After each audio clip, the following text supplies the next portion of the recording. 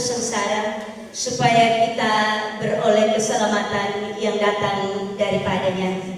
Bapak, saudara, orang beriman yang sangat diberkati oleh Tuhan Yesus Kristus, saya menyapa kita dengan shalom. Shalom. Sekali lagi shalom. Shalom. Puji nama Tuhan. Minggu sengsara yang pertama ada sukacita. Amin. Amin. Sukacita karena potong di awal ini bulan dapat berkat banyak. Tuh Bapak Mama. Amin. Ini pagi saja besok hitungan. Karena ini pagi bete yang ada dalam gereja dahulu toh. Jadi besok hitungan itu berarti bahwa berkat sukacita berlimpah-limpah. Tetapi tentunya juga Bapak saudara orang beriman bahwa kita kembali diperhadapkan dengan perayaan dan perenungan minggu-minggu sengsara Tuhan Yesus Kristus. Minggu ini kita ada di minggu yang pertama dan kita boleh diberkati dengan kebenaran firman Tuhan. Injil Matius pasal 21 ayat yang ke-33 hingga ayat yang ke-46. Tema yang diangkat oleh Sinode GBI Bapak saudara orang beriman dalam pemberitaan kabar baik firman Tuhan pagi ini, kasih Bapa dalam pengorbanan anak tunggal Allah. Bapak saudara orang beriman yang sangat diberkati oleh Tuhan Yesus Kristus, sebagian besar kita yang ada di Nio atau masyarakat Nio Batu Putih, Juwai Bogor, demikian Bapak Mama, menuju ke selatan sebagian besar masyarakat bekerja sebagai petani pesawat. Apalah yang ada sawah di Bena tuh, coba angkat tangan yang ada sawah di Bena. Sekarang kan sudah ada muncul beras mana Bena tuh Bapak Mama. Tentunya Bapak saudara orang beriman, kotong petani pesawat. Tentunya Bapak Mama bahwa sebagian besar kita yang memiliki lahan disebut dengan pemilik lahan. Tetapi juga ada petani lain Bapak saudara orang beriman yang sonde ada lahan. Tetapi dia mau untuk kerja sawah. Disebut dengan petani penggarap. Begitu kok? Dan biasanya Bapak saudara orang beriman, petani penggarap adalah orang-orang yang disewa oleh pemilik lahan untuk bekerja di lahan milik. Direkrut oleh pemilik lahan untuk bekerja di lahan milik. Tetapi juga Bapak saudara orang beriman, bahwa petani penggarap akan diberi kewenangan secara utuh. Beta sudah kerja ini tahun. Dari itu beta kasih lu 8 are, lu kerja kasih kita. Amin. Tetapi dengan persepakatan, lu kerja kasih potong. Yang pertama pasti kalau potongnya ada uang, potong bilang beta bayar dulu.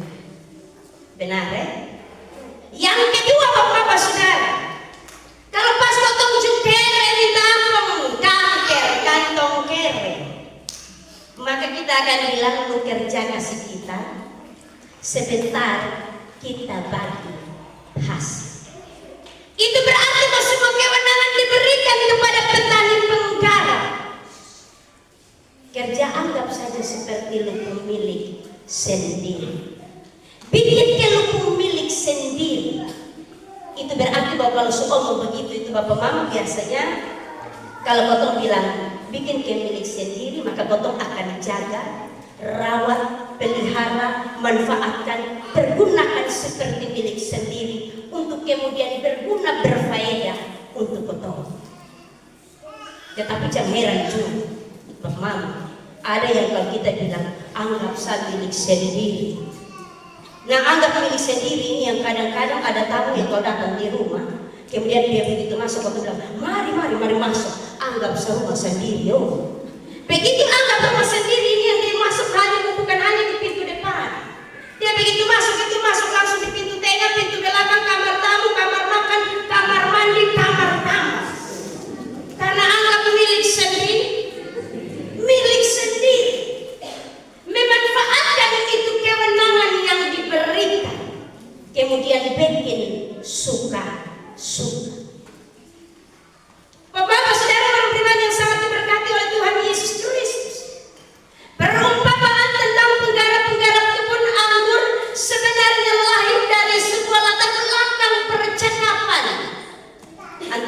Yesus dan imam-imam kepala serta ahli-ahli Taurat, tua-tua orang Yahudi.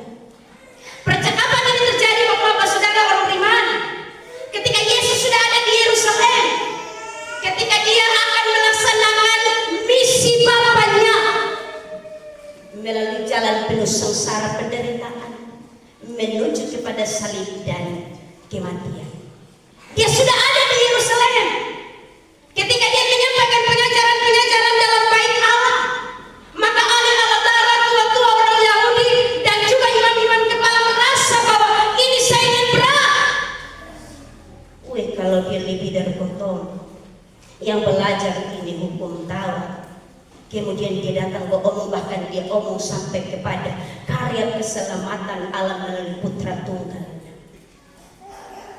Maka muncul percakapan-percakapan lebih lanjut Bapak-bapak saudara orang beriman.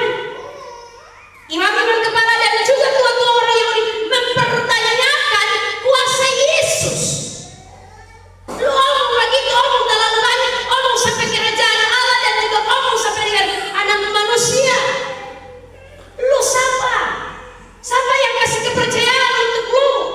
Untuk kemudian bisa ngomong yang begini.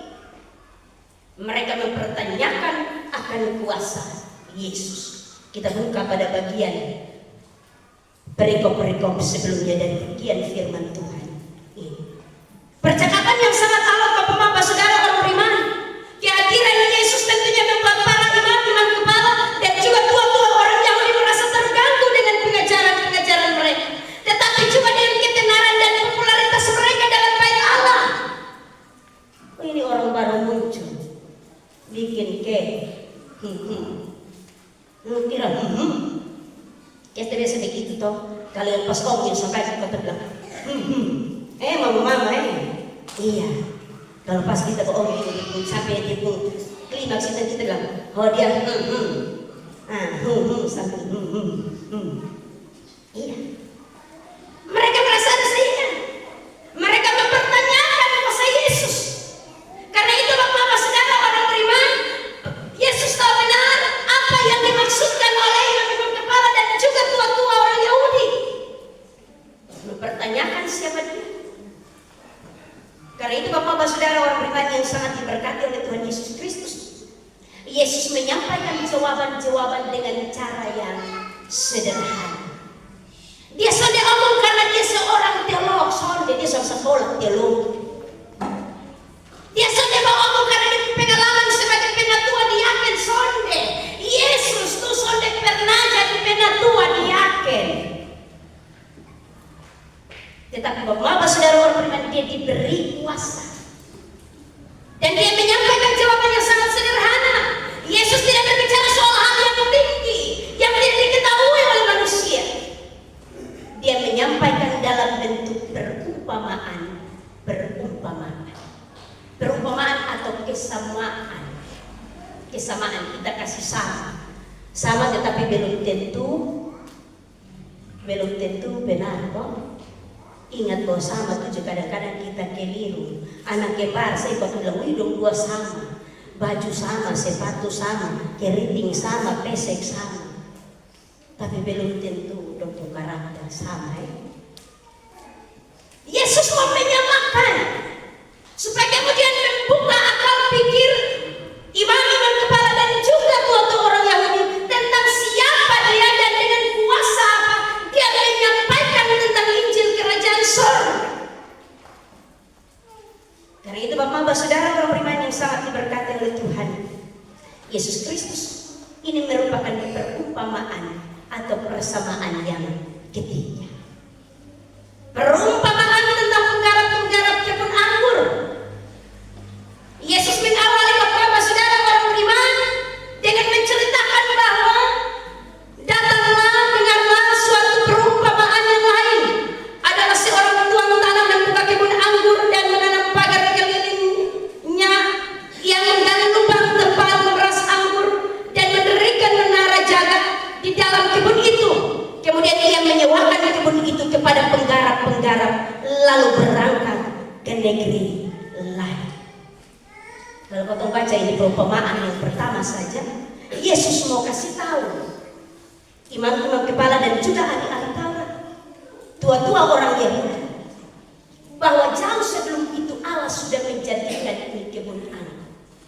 Yang menjadi pertanyaan bagi kita, siapakah pemilik kebun anggur? Kebun anggur itu apa? Dan siapa penggarap-penggarap? Siapa hamba-hamba? Dan siapa anak? Karena itu dalam perumpamaan ini dijelaskan bahwa saudara orang beriman, pemilik kebun anggur itu adalah Allah sendiri. Jauh sebelum itu Bapak saudara orang beriman, dia sudah menjadikan dunia ini menjadi ladang miliknya. Melalui penciptaan langit dan bumi, apakah dia bekerja bersama-sama dengan Adam dan Hawa? Dia kerjasama kok Bapak? Dia tidak bekerjasama bersama-sama dengan Adam dan Hawa. Dia menjadikan segala dan segala sesuatu baik. Dia menjadikan lengkap dulu. Selama 6 hari penciptaan dia bikin bagus-bagus. Mulai dari terang sampai dengan dia mempersiapkan hal kesejahteraan untuk manusia. Ini ladang milik Allah. Kebun anggur adalah ladang milik Allah. Pemiliknya adalah Allah sendiri. Hamba-hamba yang diutus kepada saudara orang beriman untuk menjaga kebun anggur itu adalah para nabi. Mereka yang telah memberitakan tentang Injil Kerajaan Sorga, tetapi juga nubuatan tentang anak manusia yang akan lahir, tetapi dia juga akan mati di atas kayu salib. Penggarap-penggarap adalah orang-orang yang diberikan kepercayaan. Kotong ini Bapak Mama, kotong diberikan kepercayaan oleh Allah. Inilah dan milik Allah. Bosong garap, beta akan pergi ke suatu negeri yang jauh. Tetapi ingat bahwa pada hari akan memetik hasil. Beta akan kembali. Ada persepakatan yang sudah diangkat oleh Allah bersama-sama dengan kita. Tetapi Bapak saudara orang beriman yang sangat diberkati oleh Tuhan Yesus Kristus, dalam hal ini Bapak saudara orang beriman, manusia tidak menjaga kepercayaan Allah sepenuhnya. Sehingga ketika hari akan memetik tiba, maka ketika Allah datang, penggarap-penggarap itu ingin menguasai kebun anggur milik Tuhan. Dan itu benar. Terkadang kita seperti penggarap-penggarap, kita mau menguasai apa yang dipercayakan Allah bagi kita. Amin. Sudah jauh lebih daripada itu berkompromi dengan dosa. Kita mau sama seperti Allah. Amin. Ular bilang di Hawa, dia bilang bosong boleh makan itu buah, karena kalau bosong makan itu buah, bosong sama dengan dia. Pohon pengetahuan tentang yang baik dan yang jahat. Tetapi bukan hanya karena sekedar pengetahuan. Memang benar Bapak saudara orang beriman bahwa manusia berkehendak menguasai, karena sama seperti penggarap-penggarap kita diberi kewenangan secara utuh. Kerja seperti milik sendiri, bikin seperti ketongkung sendiri. Ini kepercayaan yang terlalu luar biasa. Amin. Tetapi karena itu kata milik sendiri, maka kemudian manusia angka ekor. Kita ini, beta yang mau coba gitu. Kita mulai angka ekor kan, waktu bilang anggap milik sendiri toh.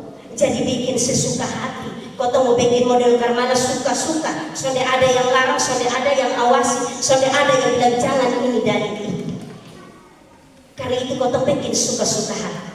Lebih daripada itu karena keinginan maka kita mau untuk menguasai. Allah melihat bahwa ini soal benar lain. Bapak saudara orang beriman yang pertama dia bilang beta utus. Beta suruh beta punya hamba-hamba. Dia suruh para nabi. Dia utus para nabi. Ada banyak para nabi yang diutus untuk memberitakan tentang Injil Kerajaan Sorga, untuk menyampaikan tentang nubuatan-nubuatan Kerajaan Allah, untuk menyampaikan tentang nubuatan kedatangan Kristus, untuk menyampaikan nubuatan tentang Kerajaan Allah dan Putra Tunggal. Tetapi dalam hal yang sedemikian Bapak saudara, manusia merasa bahwa oh ini dong sudah kau ganti sengkoto. Kau geser posisi itu enak kok saudara bagaimana? So enak kok? Iya. Masa kita seduduk so enak, kedudukan so enak kemudian harus keberdian dan keberjalanan? Iya kan? Di mana-mana orang hanya cari posisi kedudukan. Kedudukan. Sampai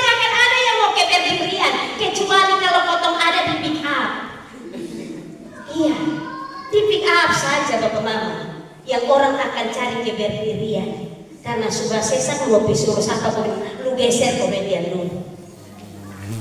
Tetapi jadi soal juga di gereja sana ada orang juga yang suka kemudian mencari kedudukan orang lain. Bahkan dia tinggal di kursi kosong. Amin. Iya. Dia akan tinggal di kursi kosong. Kemudian dia dari Yerusalem bilang, "Woi kursi yang kosong. Sedang ada orang yang kedudukan di sana."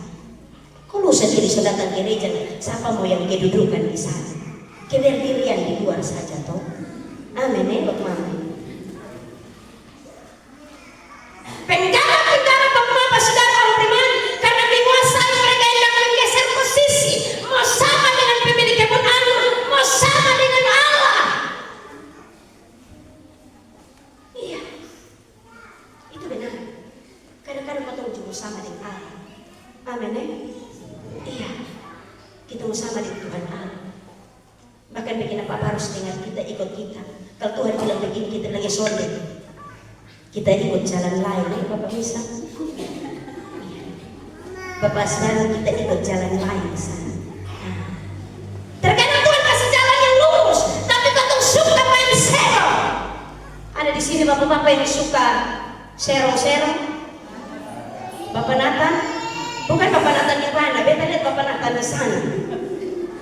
Suka jalan serong? Suka. Waktu bilang suka. Ingat, jalan serong itu terkadang bahwa kita akan tersesat di jalan yang salah. Kita akan keliru kalau kita pilih itu jalan. Dan itu jalan sudah akan bawa kita kepada tujuan. Amin ya. Bu, stop main serong. Mulai sekarang ingat, mau pisau jalan lurus-lurus. Jangan serong-serong itu yang jalan begini-begini. Sudah ada musik juga, serong-serong. Jadi dia pun nama bilang, nak serong. Amin ya Bapak Mama ya. Terkadang kita ambil keputusan kita sendiri. Kita mau jalan serong, kita sedang mau jalan ikut yang Tuhan punya. Apa yang dia semua dia sudah tetapkan, kau tahu saudara. Kau tahu menjadi keras kepala tegar tengku. Bahkan ada banyak hal yang kau tahu buat menantang akan Tuhan, pemilik kebun anggur. Apa yang terjadi kepada hamba-hamba itu, Bapak? Kata firman Tuhan, mereka dibunuh, dianiaya, dilempari batu, dan seterusnya. Itu berarti ingat teman-teman, penentuan yakin. Jadi hamba Tuhan itu jadi hamba, sonde hamba. Sonde hamba. Kalau hamba-hamba yang itu dosa, sudah aniaya, dilempari batu, dibunuh, dirajam dan seterusnya. Apalagi kata? Apalagi kata? Setelah pemilik kebun anggur itu melihat bahwa hamba-hambanya juga dibunuh, maka bapak-bapak saudara orang beriman, dia berpikir hal lain. Oh, mungkin bepung hamba yang bikin dosa demam. Karena status sahabat sama dengan penggara, bukan pemilik tetapi diberi kewenangan. Amin ya. Karena itu dia bilang begini bapak-bapak. Akhirnya ia menyuruh anaknya kepada mereka. Katanya, anakku akan mereka segala. Tetapi ketika penggara-penggara itu melihat anak-anaknya, mereka berkata seorang kepada yang lain, ia adalah ahli waris, mari kita bunuh dia supaya warisannya menjadi milik kita. karena mau menguasai muncul pengkhianatan. Pengkhianatan bukan Nathan. Begitu beta di akhir kata Nathan itu waktu angkat kepala begini, ada peng dengan khianatan Pak. Jadi Bapak jangan cepat-cepat. Ini hari hanya terakhir Nathan terus ini. Muncul pengkhianatan Bapak saudara orang. Pengkhianatan adalah bayang-bayang dari keserakahan dan ketidakjujuran manusia. Keserakahan mau menguasai dan ketidakjujuran yang muncul dalam diri kita. Kita mau seperti Allah, benar. Tetapi kemudian kita juga tidak jujur dengan Allah dan juga dengan diri kita. Kita sulit jujur. Kita bilang sama apa? Bikin sah. Waktu di atas dia. Amin. Iya biasa kau tahu begitu. Pas kau bikin waktu asal dia. Jadi selalu apa kau bikin saya? Kita menjadi tidak jujur dengan Allah. Kita menjadi tidak takut dengan Allah. Karena kita merasa bahwa kita telah diberi kewenangan. Kuasailah dan taklukkanlah itu. Bapak-bapak saudara orang beriman yang sangat diberkati oleh Tuhan Yesus Kristus. Karena pengkhianatan itu maka penggarap-penggarap itu mereka memberontak kepada pemilik anggur itu. Persepakatan manusia, persepakatan orang-orang yang tidak takut akan Tuhan, yang kemudian bapak-bapak saudara mereka berkompromi untuk kemudian melawan persepakatan yang kau bangun untuk melawan Allah. Kalau kita membaca di bagian Alkitab Mama dari Kejadian sampai dengan melihat kepada perjanjian lama, di sana hanya omong soal pemberontakan umat manusia terhadap Allah. Amin. Yang sampai sekarang juga gitu. Jangan bilang oh itu perjanjian lama ibu. Jangan ibu berumpamakan dengan kami. Iya, saya sambil bersamakan tapi berumpamakan. Kita juga demikian. Kita membangun kejahatan-kejahatan yang kemudian melukai hati Allah. Tetapi dalam hal yang sedemikian bapak-bapak saudara orang beriman, Allah tidak mau untuk kemudian kita berkompromi dengan dosa. Allah tidak mau untuk kemudian kita dimenangkan oleh dosa. Allah tidak mau untuk kita bersepakat dengan dosa dan kekejian hidup.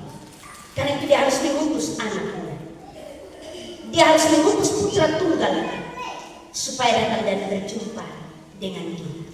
Tetapi dalam hal yang sedemikian, imam-imam kepala dan juga orang Yahudi mempertanyakan akan kuasa anak tunggal Allah.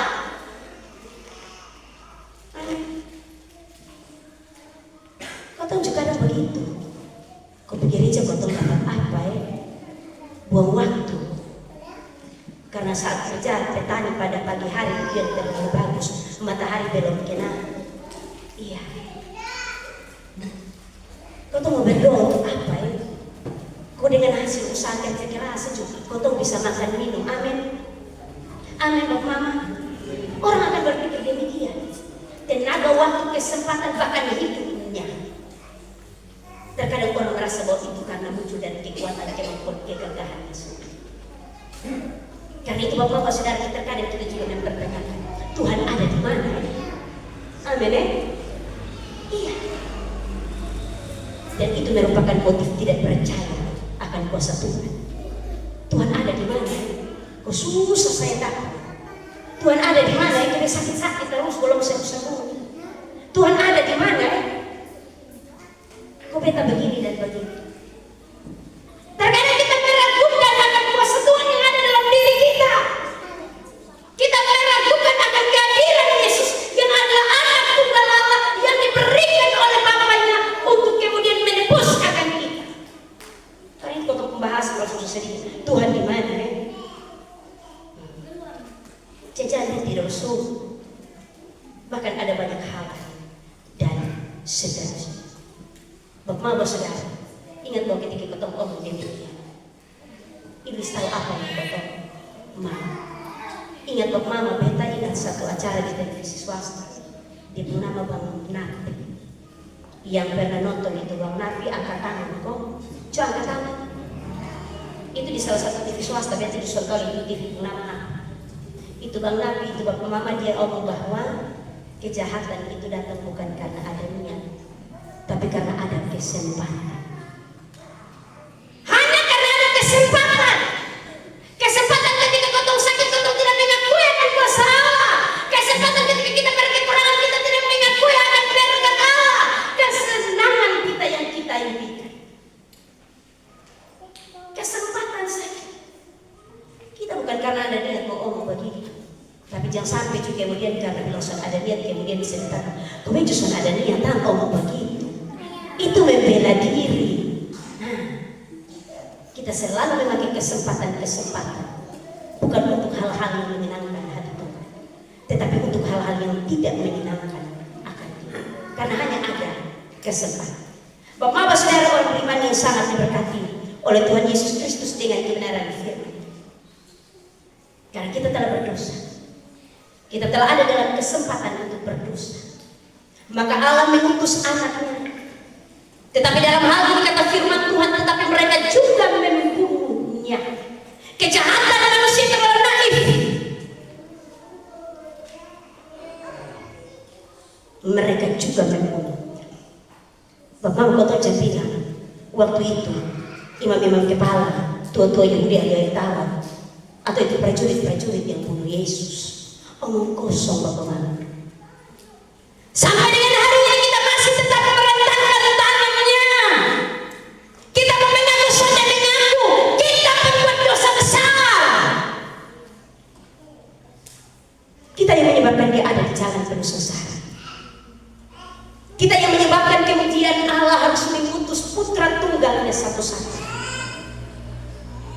Soalnya akan ada orang yang bilang bukan mereka. Soalnya akan ada.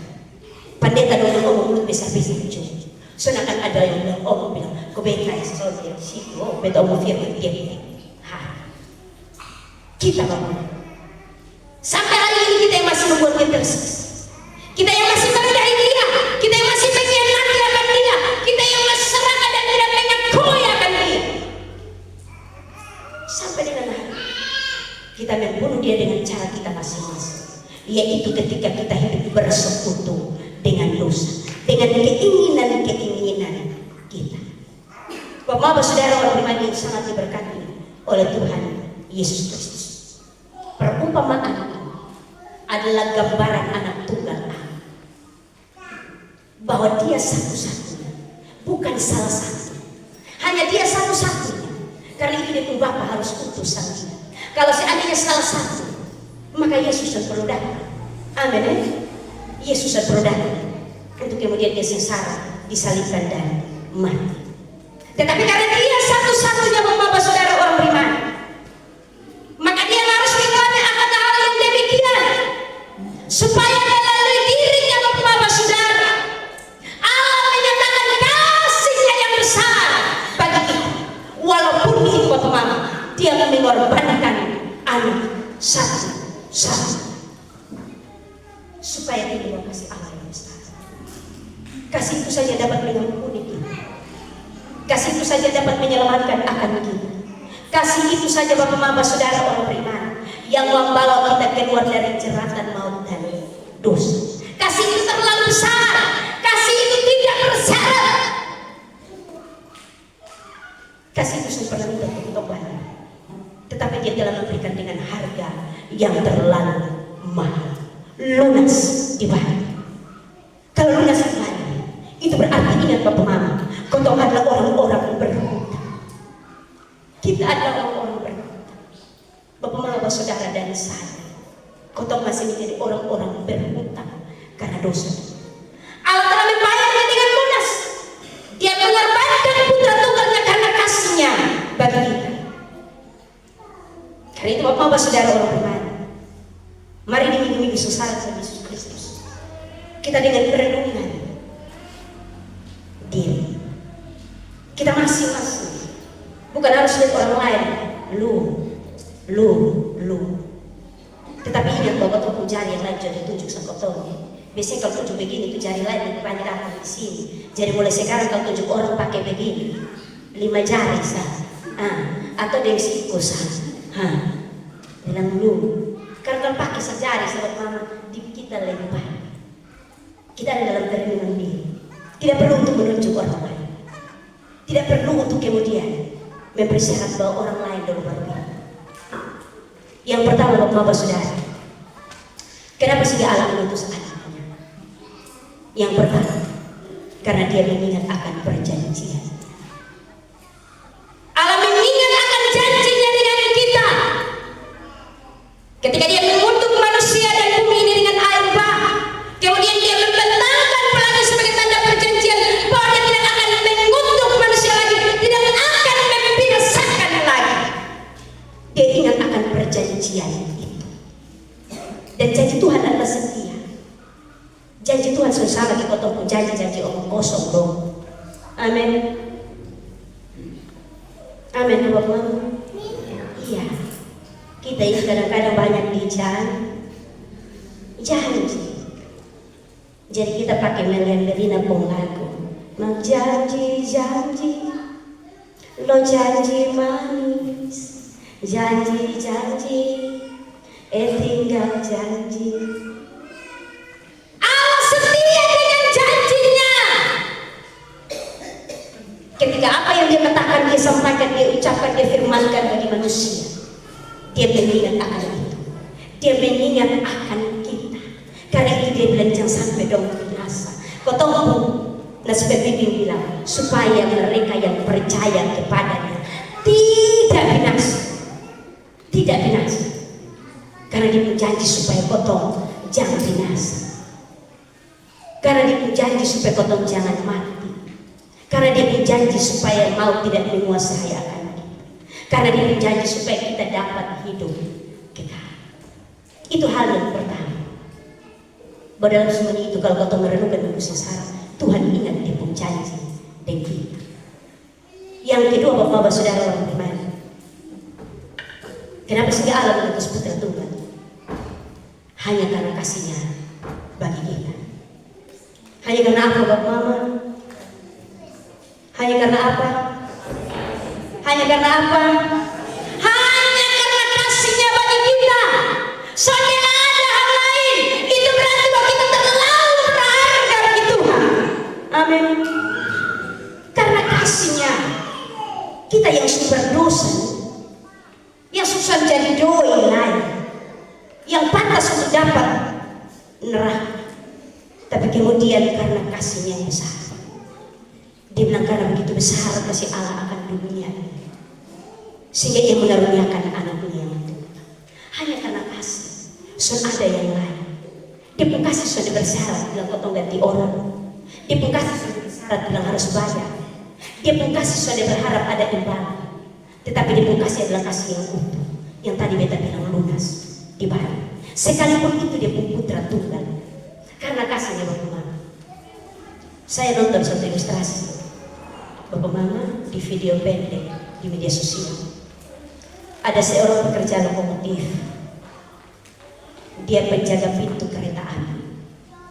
Suatu ketika Bapak Mama Saudara, dia bersama-sama dengan ibu anak satu dipisah, anak tunggal.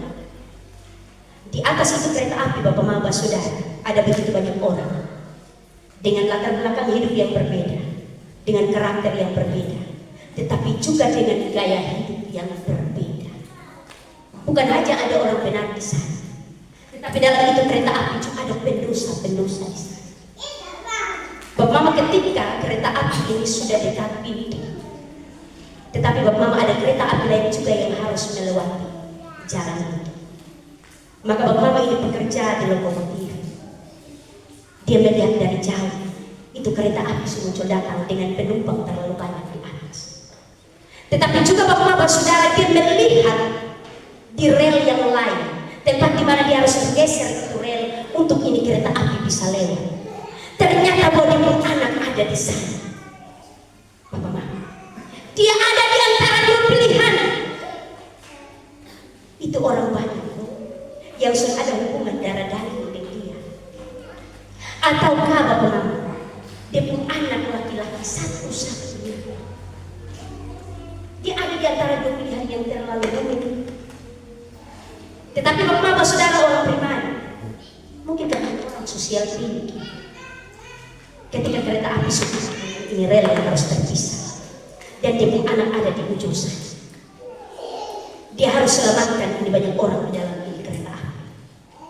Bapak Mama atau Saudara orang beriman, dia tahu hanya karena kasih yang besar, dia harus menolong ini banyak orang. Karena kalau satu orang saja yang mati, tidak menjadi soal. Tetapi kalau banyak orang, ini jadi soal. Dia perlahan-lahan Bapak Mama tarik mesin diesel untuk kemudian membagi jalan. Tanpa disadari Bapak Mama, dia pun anak jatuh ke dalam lubang, tergilas dan kemudian mati. Ada banyak orang selamat dalam itu kereta. Entah orang baik atau orang benar, orang suci atau orang berdosa, orang jahat atau orang yang tidak pernah berbuat jahat, semua ada di sana. Tetapi dia supaya yang banyak-banyak itu selamat. Supaya yang banyak-banyak itu selamat. Dan itu semua hanya karena kasih. Allah melakukan hal yang demikian hanya karena kasihnya bagi kita. Yang ketiga, kita kalau semua berlebih dan tidak dan ini kasih tahu ya Bapak Mama ya. Yang ketiga Bapak, karena dia mau memotong selamat. Dia mau memotong selamat. Itu saja bahasa sederhana. Kalau beta kasih yang lebih lagi terlalu rumit. Dia mau supaya potong semua selamat. Tapi terkadang kita tidak meresponi akan hal itu. Kita masih hidup dan bersekutu bergumul dengan dosa. Bagi kita keselamatan itu nanti bukan untuk hari ini. Amin. Kan itu ada masih banyak orang yang kemudian bilang bahwa hidup hanya satu kali. Setelah itu potong selamat mati hidup. Bikin saja karena setelah mati potong selamat bikin orang itu lah. Dan bahkan ada banyak hal lain lagi. Kita tidak merespon, kita tidak menanggapi bahwa yang Allah mau bagi kita adalah bahwa kita selamat. Bapak-bapak saudara orang beriman yang sangat diberkati oleh Tuhan Yesus Kristus. Karena janjinya, karena kasihnya, karena dia mau supaya kita selamat, maka dia memberikan putra tunggal supaya datang ke dunia ini.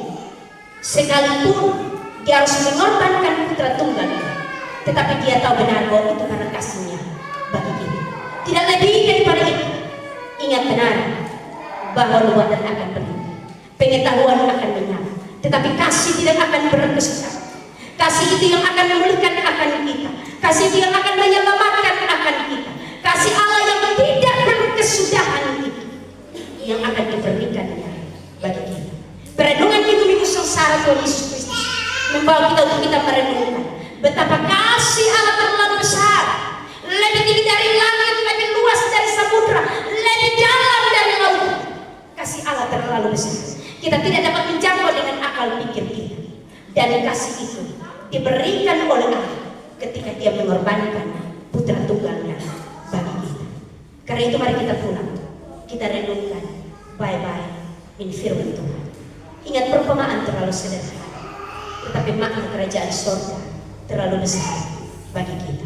Selamat merayakan minggu-minggu sengsara Tuhan Yesus Kristus. Tuhan menolong, meneguhkan iman kita tiap hari. Hosiana. Amin.